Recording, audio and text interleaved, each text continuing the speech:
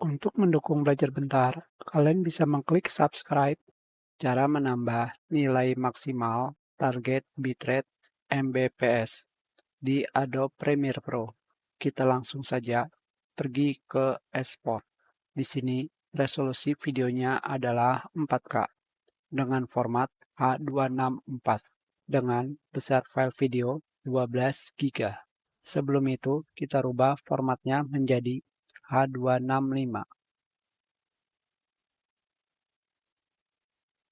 Sekarang, besar file video menjadi hanya 4 GB, tetapi target bitrate-nya terlalu kecil, hanya 35 Mbps.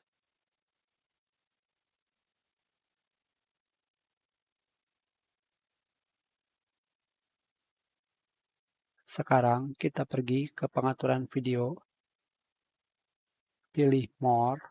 Ini pengaturannya.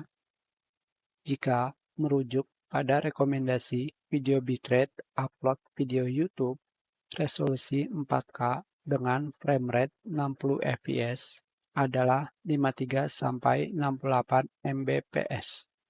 Tetapi di sini maksimalnya adalah 40 Mbps. Untuk bisa mendapatkan bitrate yang lebih tinggi lagi, kalian pergi ke encoding settings. Pada bagian tier, kalian rubah dari main menjadi high. Sekarang, pada bagian pengaturan bitrate, kalian bisa menaikkan target bitrate menjadi lebih besar.